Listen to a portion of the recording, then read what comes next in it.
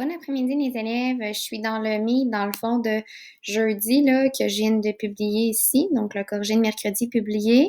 Le travail pour jeudi est juste ici. Donc, je te présente d'abord le travail en français.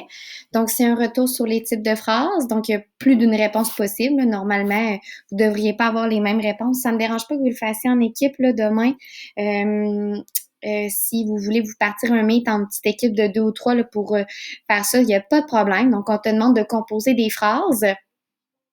Puis attention, ils disent que tu dois respecter les types de phrases qui est en gris. Puis tu dois t'inspirer des images. Donc là, ici, il y a un bonhomme d'hiver, puis on te demande d'avoir une phrase qui est négative et interrogative. Comme j'explique dans ma vidéo sur les types de phrases, tu peux aller la voir justement. C'est ce qu'on te demande de faire, donc c'est ce qui est expliqué. Donc une phrase peut être positive ou négative, puis elle peut être aussi de types différents. Donc ici, négative exclamative, positive exclamative, négative déclarative, positive exclamative, positive interrogative.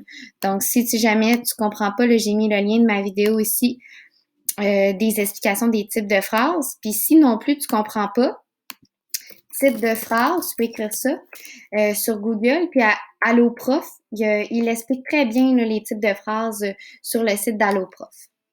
Juste ici. Donc, si ça peut t'aider, tu peux aller consulter les notions qui sont ici. Si je reviens ensuite à mon français, donc il y a une deuxième petite inférence du jour à réaliser.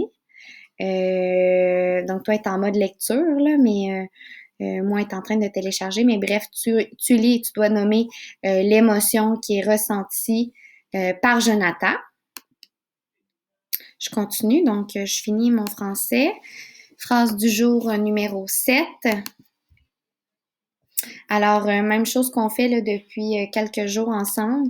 Ici, tu dois transformer la phrase du jour en phrase négative et interrogative encore une fois. Plusieurs manières de transformer une phrase en forme en type interrogative. Donc, va voir ma vidéo si tu le sais pas ou va sur Alloprof. Dans le fond, il y a 4 manières. Tu ajoutes un est-ce que, tu inverses le verbe et le pronom. Donc, tu vas, au lieu de dire tu vas au cinéma, tu vas dire vas-tu au cinéma. Donc, tu les inverses avec un point d'interrogation. Tu ajoutes un pronom, donc ma voiture fonctionne.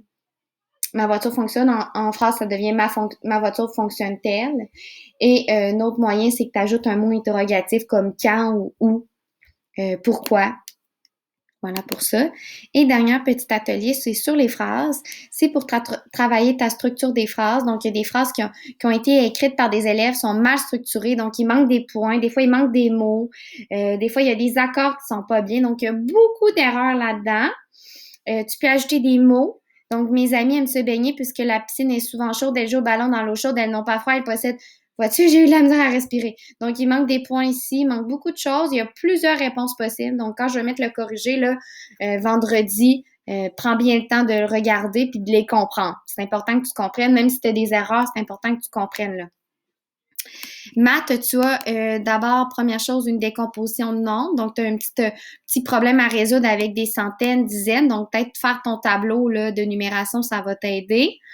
Ici, on a encore des dollars, des sous. Donc, c'est un petit problème calcul à faire. Ici, tu as un diagramme avec des pourcentages. Donc, on retravaille ça. Ça fait des semaines que vous travaillez ça. Des semaines, des jours avec Madame Isabelle. Donc, on a 12 treizièmes, 3 trentièmes, 3 dixièmes. Donc, tu dois résoudre là, le petit sondage, les fractions, les pourcentages, tout ça. Donc, prends bien le temps de faire tes stratégies. Va voir dans tes notes, 2 tiers de 40. Le 2 peut être remplacé par un fois, là, donc oublie pas ça. Et tu as un petit exercice d'air. Ici, périmètre et air, en fait. Donc, attention, ici, j'ai 12 cm, 12 mètres plutôt. Ici, il n'y a rien, là. Donc, vas-y avec ta logique. Si lui est 6 mètres, lui, c'est quoi?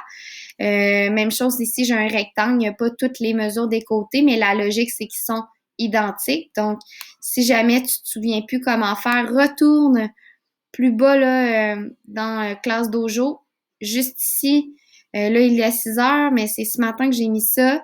J'ai expliqué une explication. J'ai donné une explication du périmètre et de l'air. Donc, tu peux retourner voir ma vidéo sur YouTube. Alors, c'est ça le travail que tu as à faire. Essaie en maths, même si tu as de la misère, t'essaies. Puis, si tu as des questions,